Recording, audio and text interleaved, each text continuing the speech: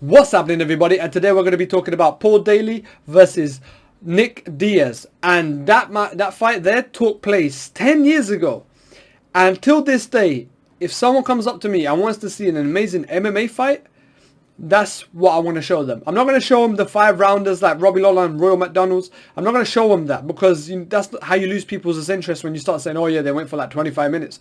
No. If it's someone that you're talking to and they have never seen MMA and they want to know, they want to get into it, you show them this fight. Nick Diaz versus Paul Daley. Nick Diaz came in as a phenomenal champion. I think it was like 3 or 4 fights already in while defending the belt. And Paul Daley, obviously, we all know him as the aggressive British man coming in, and you knew he was going to put pressure on Diaz. Everyone thought at one point that Paul Daley might be the guy to finish this fight, to finish Nick Diaz's win streak. And but yeah, we all got shown wrong. But at the start of it, was very convincing. Paul Daley came in, putting on that pressure on Nick Diaz. Nick Diaz was backing up on defense. He dropped him as well. Paul Daley then had the top mount, but Nick Diaz was working him as well. I don't believe Nick Diaz really struggled with that fight. What I do believe is Nick Diaz was a smart guy to let him gas himself out, to let Paul Daley gas himself out. Because he saw the pressure Paul Daley was putting in. Yes, we also see Nick Diaz stepping in and putting some pressure, but that's how he is. He wants to put you pressure. He'll talk shit while walking forward to you so you can throw a punch and he'll react and counter. That's what these Nick Diaz are about. The Nick Diaz and Nick Diaz brothers, that's what they're about. They're about countering. They'll reel you in, and the moment you throw a punch, they're going to lean back, boom, and punch you, because they got the precision and they got their distance, their range in check. The moment you know what your range is, and you know, and you're used to your opponent being a specific range for you, and you know that you can hit that punch, it's your world. You know, if you've watched certain shows and certain things where you know that person works with range, you know how that is. You know, I mean, I can't explain it. You just know.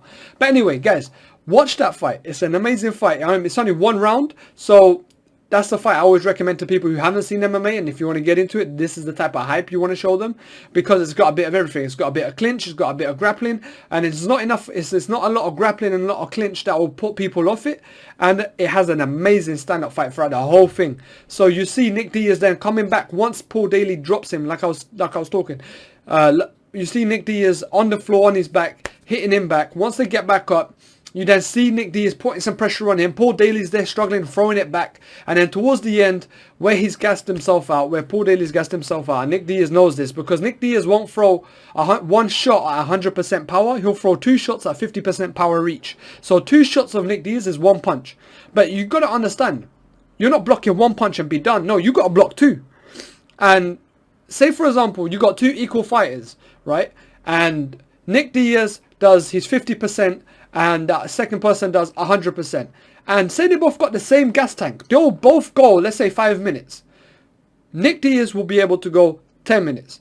Only because he's not doing 100% all the way for 5 minutes. He's doing 50%, 50%. That means his cardio and his stamina is going to last longer. His duration is going to last a lot longer. So he's throwing these punches and it's just pop, pop, pop, pop, pop, non-stop. And it's just going to keep coming at you. And you as an opponent of Nick Diaz, you're going to have to keep constantly blocking. The moment you think it's safe to throw a punch, there's a punch there. You got to either block it or take it. That's the only options Nick Diaz is going to give you. So Paul Daley wants to throw them punches, but as he's throwing them punches, he's also eating punches back. So towards the end of that round, I mean, there was only like 10 seconds left. Honestly, as the referee, he could have probably allowed Paul Daley and maybe made it to the second round to see if things then shake up a little bit. But the referee is there to make sure that the fighters are safe. So I'm not going to argue with the referee's decision. But at the end of the day, yeah, Paul Daley then got socked. He then went flying halfway across the canvas. Nick Diaz followed up, shot, boom. Referee then obviously stops the fight. Guys, it's an amazing fight. Go check it out. It's not that long of a fight to watch.